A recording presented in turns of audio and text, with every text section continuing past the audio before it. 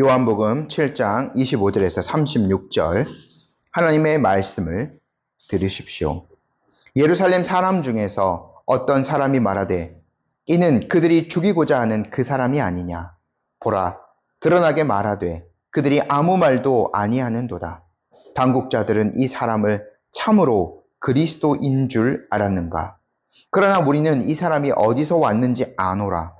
그리스도께서 오실 때에는 어디서 오시는지 아는 자가 없으리라 하는지라. 예수께서 성전에서 가르치시며 외쳐 이르시되 너희가 나를 알고 내가 어디서 온 것도 알거니와 내가 스스로 온 것이 아니라 나를 보내신 이는 참되시니 너희는 그를 알지 못하나 나는 아노니 이는 내가 그에게서 났고 그가 나를 보내셨음이라 하시니 그들이 예수를 잡고자 하나 손을 대는 자가 없으니 이는 그의 때가 아직 이르지 아니하였음이로라. 무리 중에 많은 사람이 예수를 믿고 말하되 그리스도께서 오실지라도 그 행하실 표적이 이 사람이 행한 것보다 더 많으랴 하니 예수에 대하여 무리가 수근거리는 것이 바리새인들에게 들린지라. 대제사장들과 바리새인들이 그를 잡으려고 아랫 사람들을 보내니 예수께서 이르시되 내가 너희와 함께 조금 더 있다가 나를 보내신 이에게로 돌아가겠노라. 너희가 나를 찾아도 만나지 못할 터이요 나 있는 곳에 오지도 못하리라 하시니 이에 유대인들이 서로 묻되 이 사람이 어디로 가기에 우리가 그를 만나지 못하리요. 헬라인 중에 흩어져 사는 자들에게로 가서 헬라인을 가르칠 터인가. 나를 찾아도 만나지 못할 터이요 나 있는 곳에 오지도 못하리라 한 이 말이 무슨 말이냐 하니라. 아멘. 예수님께서 유대인의 큰 명절인 초막절에 예루살렘으로 올라가셨습니다. 초막절은 이제 대략 한 7, 8일 정도의 기간 동안 지키는 매우 큰 명절이기도 하고 그 기간이 긴 명절이기도 하죠. 예수님께서는 그 중간쯤에 성전에 올라가셔서 사람들을 가르치셨습니다. 근데 이제 유대인들이 예수님의 가르침에 놀랄 수밖에 없었는데 예수님은 그 당시에 율법을 가르치는 어떤 학파에도 속하지 않고 서기관들에게도 배우지 않고 그렇게 율법을 배우지 않은 분이셨는데 율법에 정통하고 권위 있는 가르침을 하시는 것을 보고 매우 놀랍게 여겼죠. 저희가 알다시피 예수님께서는 성경을 누구에게 배우실 필요가 없는 분이셨습니다. 자신을 보내신 아버지 하나님의 뜻을 온전히 전하시는 분이 예수님이기 때문이죠. 그러므로 누구든지 하나님의 뜻을, 하나님을 사모하고 하나님의 뜻을 행하고자 한다면, 하나님께 가까이 나아가고자 한다면 예수님의 가르침이 참되다는 것을 알 수밖에 없습니다. 왜냐하면 예수님의 가르침과 하나님의 가르침은 일치하기 때문에요. 예수님은요, 또한 하나님의 영광을 온전히 구하는 분이셨습니다. 예수님을 지금 대적하고 있는 유대인들은 모세의 율법을 겉으로는 존중한다고 하지만 실제로는 하나도 지키지 않는 자들이었습니다. 그들은 하나님을 대적하는 자였고 그러므로 곧 하나님의 말씀을 전하시는 예수님을 대적하는 자들이 될 수밖에 없었던 거죠. 그들이 이러한 방법으로도 저러한 방법으로도 예수님을 공격할 방법을 찾지 못하자 그들은 단지 예수님이 귀신 들렸다라는 말로 자신들의 그 행위들을 정당화하려고 합니다. 그리고 예수님이 안식일에 사람을 고쳤다는 이유를 들어서 예수님을 죽이려고 하였죠. 하지만 그런 유대인들도 8일째 할례를 행해야 되는 그날이 만약에 안식일이라면 그들도 안식일에 행하지 말아야 될 그 일을 행했죠. 칼을 들고 할례를 행하였습니다. 그들조차도 이러한 율법의 어려운 문제들, 우선순위들, 이러한 것들을 해결하지 못하는 자들이었던 거죠. 안식일에 이러한 저러한 것을 덧놓아서 사람들을 올가매고 있었지만 사실은 하나님의 창조의 관점에서 보면 안식일은 사람의 생명을 살리는 날이었습니다. 그러므로 예수님께서 안식일에 병자들을 고치시고 사람을 자유하게 하시는 것은 하나님의 온전한 뜻을 행하시는, 온전한 창조의 목적, 안식일의 그 목적을 성취하시는 행위였던 거죠. 예수님을 대적하는 자들은 율법의 정신은 전혀 지키지 않는 자들이었습니다. 그래서 예수님께서 그들에게 외모로 사람을 판단하지 말고 공의롭게 판단하라라고 일침을 날리셨습니다. 이렇게 대적자들이요, 예수님을 모함하고 예수님을 죽이려고 하는 그 계획들은요, 비밀스러운 모의가 아니었던 것으로 보여집니다. 이 모의는 다른 사람에게도 알려질 만큼 공공연하였습니다. 25절 말씀 저희 함께 한번 읽어볼게요. 예루살렘 사람 중에서 어떤 사람이 말하되 이는 그들이 죽이고자 하는 그 사람이 아니냐. 예루살렘 일반 사람들은 의아하게 생각하고 있었던 거죠. 권력이 있는 자들입니다. 지금 이제 밝혀지잖아요. 예수님을 잡으려는 자들이 누구인지. 32절 보면 대제사장 그룹, 바리새인 그룹, 종교, 정치적인 그 모든 권력들을 유대에서 소유하고 있는 자들입니다. 그러한 권력을 가지고 있었음에도 불구하고 이들이 예수님을 죽이려고 막 씩씩대고만 있었지, 실제로는 예수님을 잡아들이거나 예수님을 죽이거나 이게 어떻게 예수님의 그 털끝 하나 건드리지 못하고 있는 그 상황들을 굉장히 좀 의아하게 생각하였던 거죠. 그래서 사람들이 무슨 생각까지 하게 되었냐면, 지금 저 지도자들, 그 유대교 지도자들이 진짜 이 사람을 그리스도라고 알기 때문에 이 사람을 가만히 놓아두는가? 이런 생각까지 하게 됩니다. 26절 말씀 저희 함께 읽어볼게요. 보라, 드러나게 말하는 그들이 아무 말도 아니하는도다. 당국자들은 이 사람을 참으로 그리스도인 줄 알았는가? 사람들은요, 아마 예수님과 이 지도자들 사이에 일어나는 이 논쟁에 대해서 깊이 있게 파악하지는 못한 것 같습니다. 표면적으로만 그냥 무슨 말이 오가는 정도로만 아마 생각하고 있었던 것 같아요. 왜냐면 이게 이제 율법에 관한 논쟁이고, 일반 이런 예루살렘, 지금 등장하고 있는 예루살렘 사람들 같은 경우에는 그만큼 율법에 정통하지 못한 자들이고 사건을 겉모습밖에 볼 수 없는 그 위치에 있는 자들이기 때문에 그러한 거죠. 그런데 그들이 지금 드러나고 있는 것만 보아도 지금 여기서는 이제 당국자들이라고 표현되어 있는데, 유대의 그 종교 지도자들이 예수님의 말씀에 꼼짝하지 못하고 있는 거예요.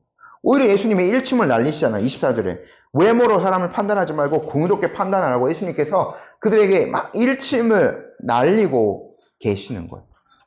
그러니까 이제 유대교 지도자들은 예수님이 모든 것, 사람의 속마음까지 알고 계신 그 모든 것들, 그들이 율법을 어떻게 지키고 있는가를 다 알고 계시기 때문에 예수님을 능히 꺾을 수가 없는 거죠. 율법에 관한 다툼으로는 결코 예수님을 꺾을 수가 없어요.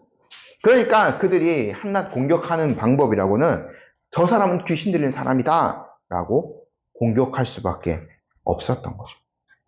그래서요, 사람들은 이렇게 생각한 거예요. 그러한 것으로도 안 되니까, 지도자들이 지금 저렇게 가만히 있는 것을 보니까 정말 예수님을 그리스도라고 결론 내려는가? 이렇게 의아하게 생각하고 있었던 거죠. 그래서요, 이 필립스라는 사람이 성경을 조금 이제 의역해 풀어서 쓴 성경에는 저희가 지금 방금 읽었던 25절, 26절 말씀을 이렇게 의역해 놓았거든요. 한번 들어보십시오. 에어컨 좀 틀어요, 에어컨. 제가 한번 들어보십시오. 필립스 역입니다. 예루살렘의 몇몇 사람들이 그가 이렇게 하는 것을 듣고 말하기를, 이 사람이 그들이 죽이려고 하는 자가 아닌가? 놀랍게도 그가 아주 공개적으로 말하는데 그들은 그에게 한마디도 하지 않는구나. 설마 우리 지도자들이 이 사람을 정말로 그리스도라고 결정한 것은 아니겠지.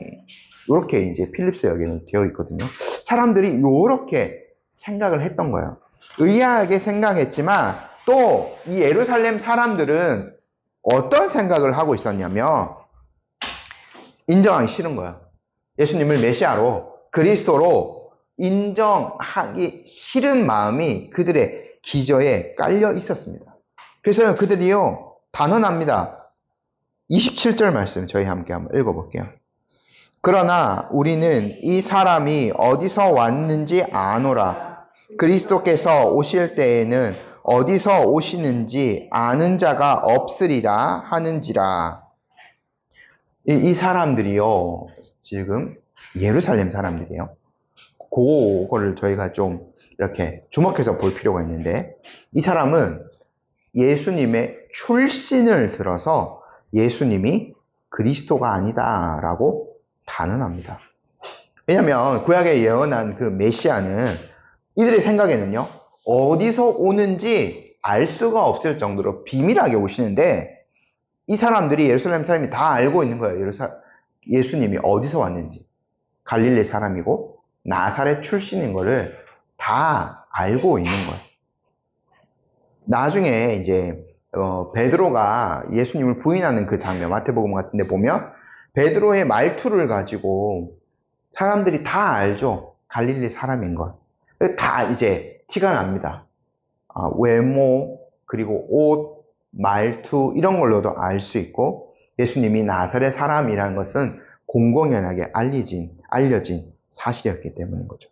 그래서 그 출신을 들어서 예수님이 그리스도가 아니다라고 이 사람들은 단언하는데, 예수님 그 구약에 예언이 성취된 것들 저희가 보면 메시아가 어디서 오는지는 분명히 기록되어져 있습니다. 이들의 생각은 근거가 없는 거예요. 비밀스럽게 온다는 거는. 성경에 어떻게 쓰여져 있습니까? 그는 나사렛 사람이라고 불릴 것이다. 마태복음 2장 23절에 되어 있죠. 어디서 나타나실 건지에 대한 말씀이죠. 그리고요, 헤롯 대왕 시절에 동방 박사들 와서 온갖 소동이 일어났죠. 그래서 이 헤롯이 유대인의 왕, 이 메시아가 어디서 나타날 건가 사람들에게 물어보지 않습니까? 그때요, 여기 지금 유대 지도자들 동일한 그 그룹입니다. 대제사장과 서기관들이 성경대로 대답하지 않습니까? 유대 베들레헴에서 태어날 것이라고 대답하였거든요.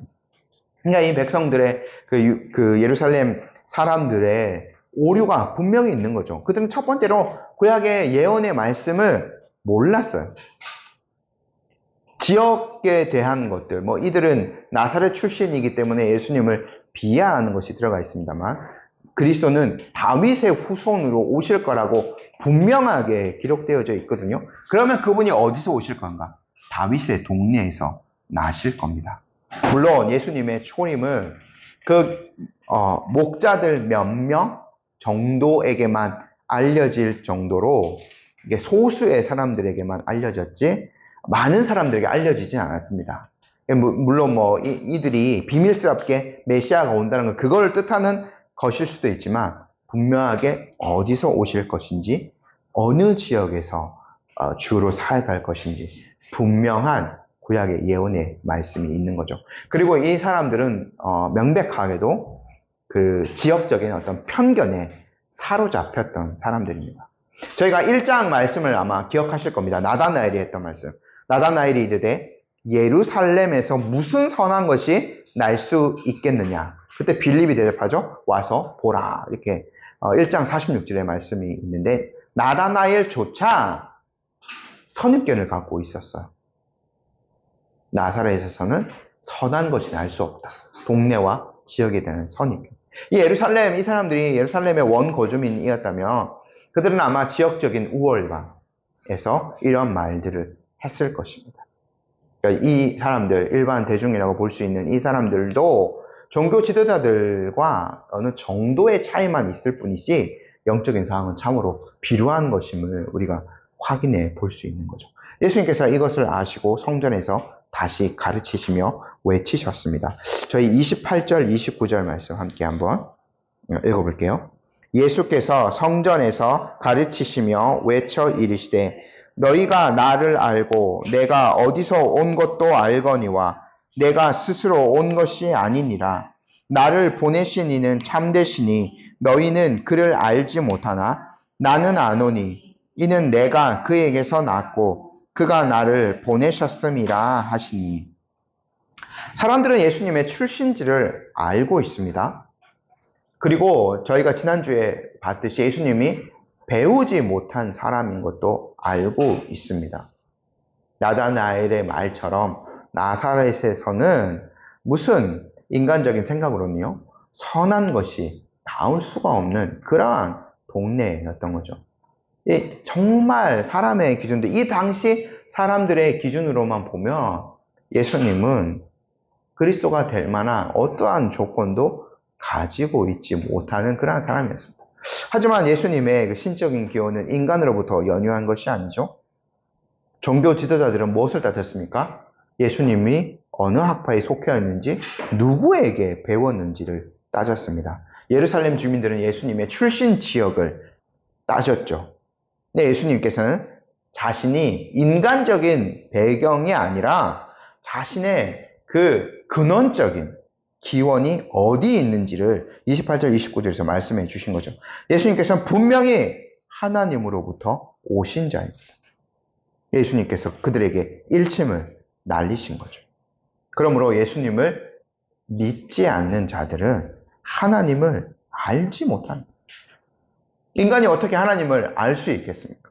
그 거룩하신 하나님께 어떻게 나아갈 수 있겠습니까? 오직 중보자 되신 아들을 통해서만 아버지를 알 수 있는. 지금 예수님을 대적하는 많은 사람들은, 예수님을 믿지 않는 그 사람들은 예수님에 대해서 육신적인 어떤 조건들만 볼 뿐이지 않습니까? 육신의 어머니가 마리아이지 않나, 이 정도의 사실만 알고 있는 겁니다. 예수님이 하나님과 한 분이신 분, 한 몸이신 분, 하나님이 보내신 자라는 것, 하나님의 아들이시라는 사실은 전혀 인지하고 있지 못합니다. 그러므로 그들은 참되신 하나님을, 율법을 그렇게 보더라도 참되신 하나님을 알 수가 없는 거죠.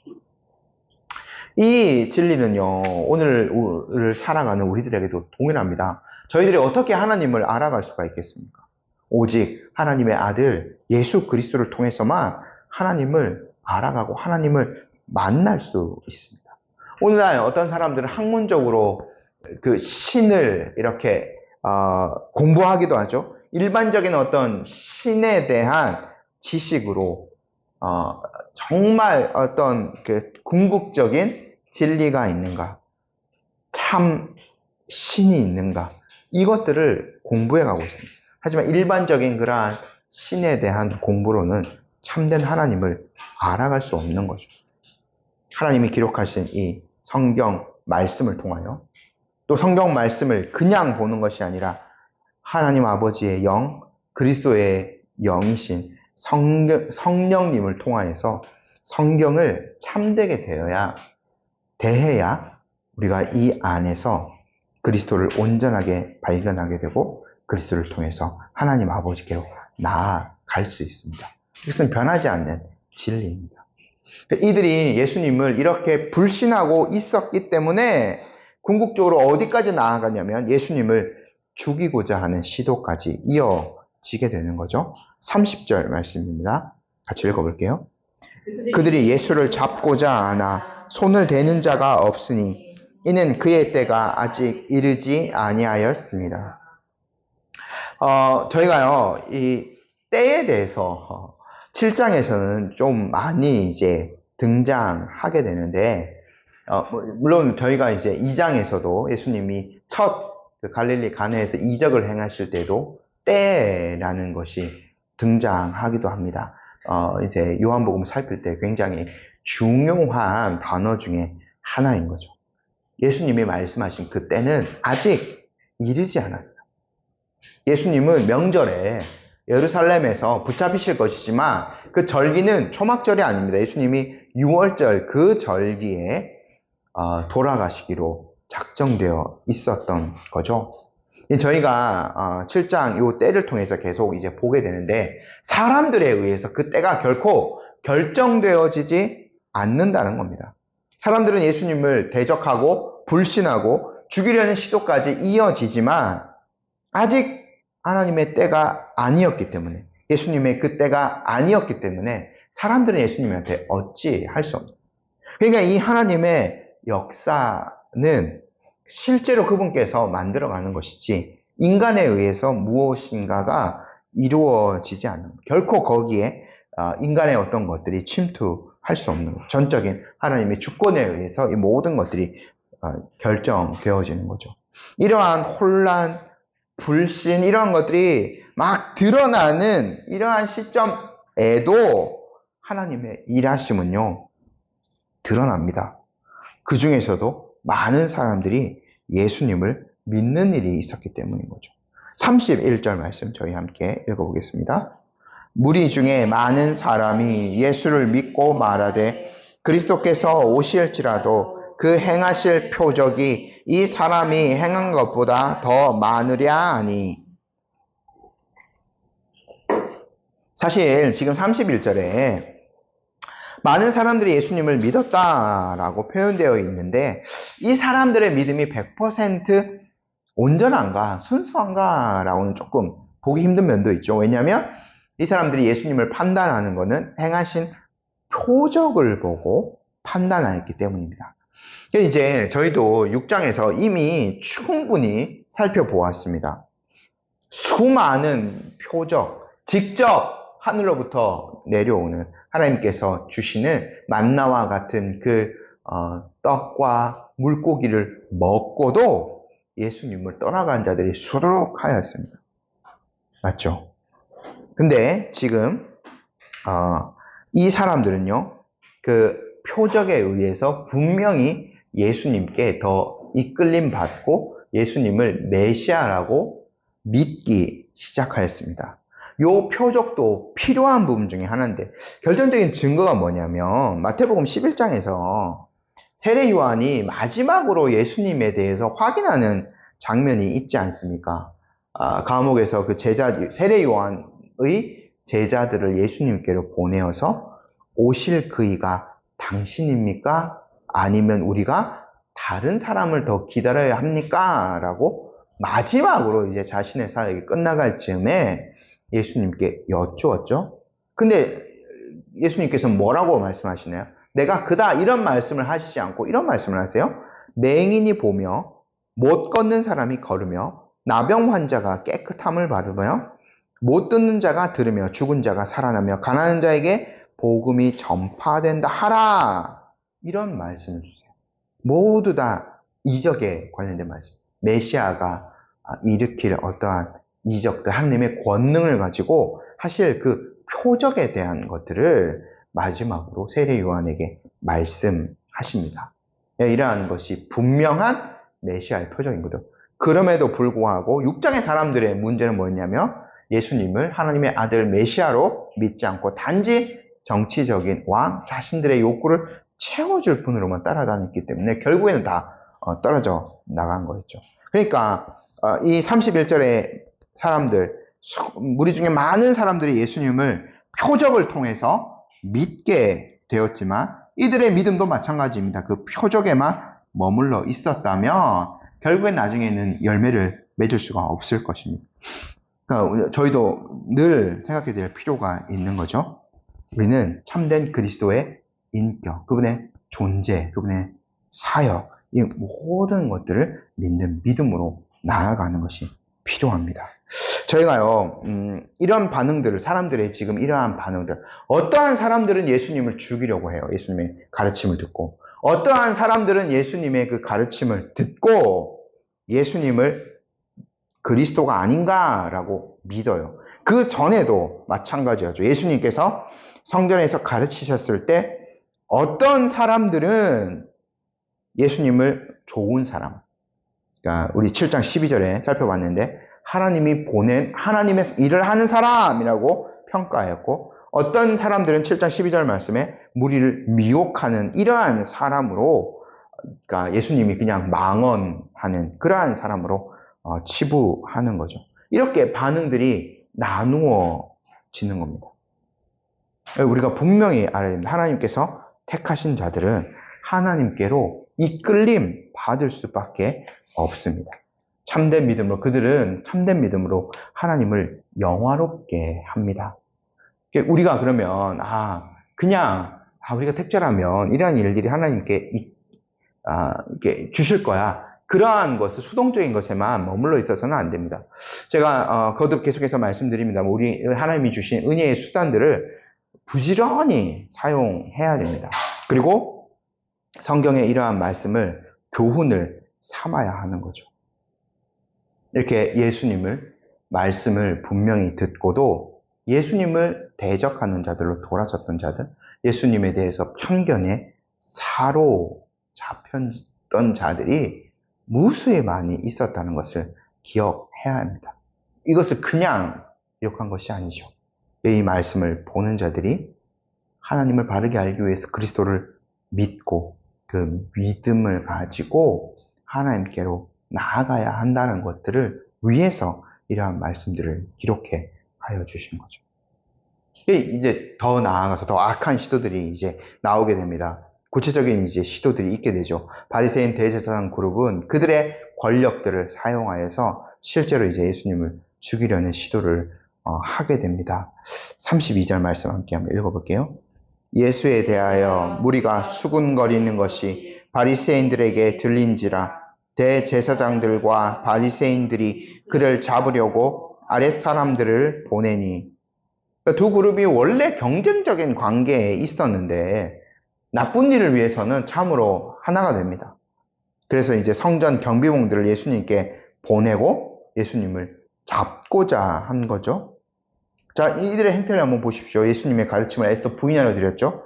더 나아가서 예수님을 미친 자라고 모함하기도 하였습니다. 그럼에도 불구하고 예수님은 굴복하지 않으시고 당당하게 하나님의 말씀을 성전에서 더욱더 가르치셨고, 그로 말미암아 예수님이 메시아가 아닌가 하는 믿음을 갖는 자들까지 생기게 되었어요. 이제 이들이 할 수 있는 방법은 하나밖에 없는 겁니다. 예수님을 실제로 없애는 것. 하지만 예수님께서는 그들에게 당당하게 맞서시면서 피하지 않으시고 이런 말씀을 주십니다. 33절, 34절 말씀 함께 한번 읽어볼게요. 예수께서 이르시되 내가 너희와 함께 조금 더 있다가 나를 보내신 이에게로 돌아가겠노라. 너희가 나를 찾아도 만나지 못할 터이요 나 있는 곳에 오지도 못하리라 하시니. 예수님은 그들의 위협에 굴복하지 않으시고 당당하게 자신의 때를 말씀하시죠. 그들에게 조금 더 있다가 나를 보내신 아버지께로 돌아간다라고 말씀하십니다. 지금 그들이 아무리 예수님을 잡으려고 해하려고 애써도 그들은 예수님의 머리털끝 하나 건드릴 수 없을 것입니다. 왜냐하면 예수님의 때는 아직 남아있기 때문에 그러한 거죠. 제가 그 명절, 그러니까 이 초막절이 언제인지에 대해서 말씀을 드렸습니다. 추분 근처라고 말씀을 드렸죠. 오늘, 그러니까 내일이 이제 추분이잖아요. 딱 요맘때 있는 유대에서 이제 지키는 그런 명절인 거죠. 근데 저희가 알다시피 예수님은 언제 들어가십니까? 유대 명절로는 그 6월절. 저희는 이제 부활절 그 전이지 않습니까? 부활절은 보통 3월 말이나 4월 달에 있는 거죠. 우리 달력으로만 단순하게 계산해도 최소한 6개월. 만약에 예수님이 그 다음에, 이게 지금 요한복음이요, 시간 기록으로 조금 추적하기가 쉽지 않기 때문에 1년 더 뒤에 그 다음 해까지라면 1년 6개월 그 정도의 기간이 있는 거죠. 사람들이 이것을 정하는 것이 아닙니다. 예수님을 죽이는 것은. 그것은 예수님께서 친히 정하시는 거죠. 그때 예수님께서는 영광을 받으시고 아버지께로 가실 것입니다. 그러나 지금 예수님이 말씀하시죠. 너희가 나를 찾아도 만나지 못할 것이다. 나 있는 곳에 오지도 못할 것이다. 지금 예수님을 대적하고 있는 자들, 불신자들은 결코 예수님 계신 곳에 이르지 못할 겁니다. 이들은 하나님이 보내신 자를 믿지 않았기 때문에 하나님을 믿지 않는 거죠. 이들의 불신이 바로 심판의 시작인 거예요. 그들은 결코 예수님이 계신 곳에 이르지 못할 겁니다. 이들이 얼마나 영적으로 무지한 자인지 그들이 그 이어지는 반응들을 통해서 저희가 잘 확인해 볼 수 있습니다. 35절, 36절 말씀 함께 한번 읽어볼게요. 이에 유대인들이 서로 묻되 이 사람이 어디로 가기에 우리가 그를 만나지 못하리요. 헬라인 중에 흩어져 사는 자들에게로 가서 헬라인을 가르칠 터인가? 나를 찾아도 만나지 못할 터이요. 나 있는 곳에 오지도 못하리라 한 이 말이 무슨 말이냐 하니라. 어떤 성경을 보면 이제 36절에도 빨간색으로 되어 있는 사람이 있을 겁니다. 예수님이 하신 말씀. 이 사람들 예수님의 하신 말씀을 그대로 인용하는데 전혀 이해하지 못하는 거예요. 그러니까 예수님께서 자기를 보내신 아버지께로 간다라고 말씀하실 때 어떻게 생각하냐면 흔히 말하는 그 디아스포라 지역, 헬라 지역으로 가서 헬라 사람들을 가르칠 것인가 이런 생각들을 하고 있는 거예요. 그러니까 너희들이 나 있는 곳에는 이르지 못할 것이다 라고 얘기하니까 예수님이 이방인 지역으로 그냥 저희의 그냥 아주 좀 경박하지만 쉬운 표현은 이방인 지역으로 그냥 튀어버릴 건가? 이렇게 생각하고 있는 거예요. 왜냐면요, 지금 이 정통 유대인들, 율법을 겉으로는 철저하게 지키는 사람들은 이방인 상대 안 하잖아요. 이방인 지역에 결코 가지 않잖아요. 그들이 있으면 멀리 돌아가 버리죠. 절대 겸상도 하지 않잖아요. 그러니까 예수님이 너희가 나 있는 곳에 이르지 못할 것이다 하니까 이 사람이 나중에는 도망가서 그 헬라 지역으로 가가지고 헬라 사람들을 가르치겠구나. 그래서 우리랑은 완전히 멀어지게 이렇게 생각을 하고 있었던 거죠. 이 사람들 지금 누구예요? 바리새인들 아닙니까? 대제사장들 아닙니까? 일반 백성들에게 아까 그 편견에 사로잡히고 있었던 예루살렘 사람들 같은 일반 대중들에게 하나님의 말씀을 가르치는 위치에 있는 자들이 아닙니까? 이 사람들을 통해서 온전히 하나님을 경외하는 것들이 그 이스라엘 전역에 퍼져 나가야 돼요. 그리고 이 지금 종교 지도자들, 이 대제사장들, 바리새인들, 서기관 그룹들, 이러한 사람들의 그 가르침을 통하여서 참되게 메시아를 기다리면서 하나님께서 말씀하신 그 말씀을 준행하고 경건하게 세상을 살아가는 것들이 가르쳐져야 됩니다. 그런데 지금 어떻게 보여요? 이 사람들이 지금 가장 영적으로 무지한 자들로 보이고 있지 않습니까? 이렇게 판명이 나고 있지 않습니까? 전혀 이 사람들이 영적인 곳에는 관심이 없는 자들로 드러나고 있는 거죠.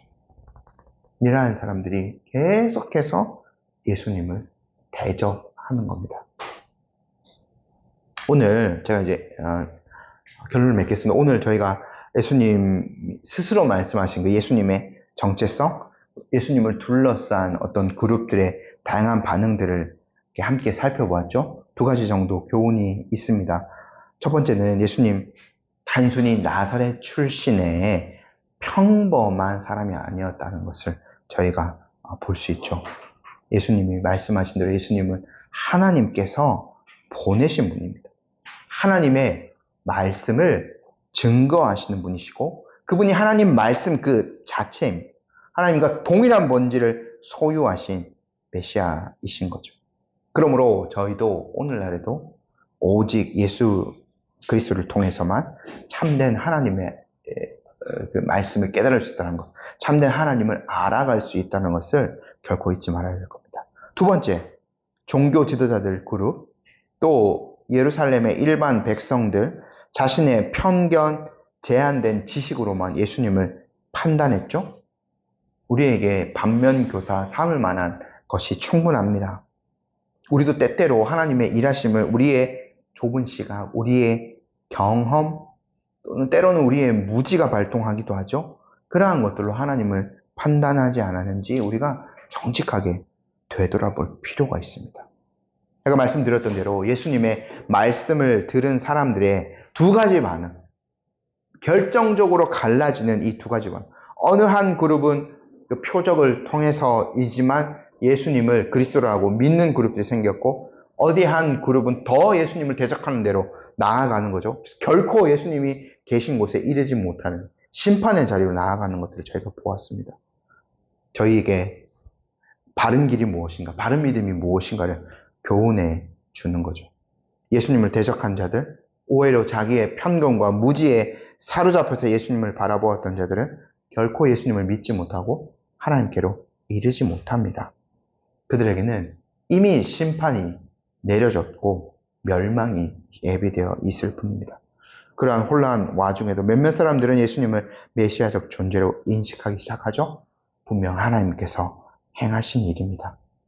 이렇게 모든 사람이 사실은 죄 때문에 무지와 혼란, 하나님을 알지 못하는 그 영적인 비참함 속에서 살아갔지만 친히 하나님의 아들이 이 땅에 오셔서 말씀을 선포하자 하나님께서 예비하신 사람들은 이러한 반응을 보이고 이렇게 예비하신 사람이 있다는 것이 얼마나 놀라운 은혜입니까?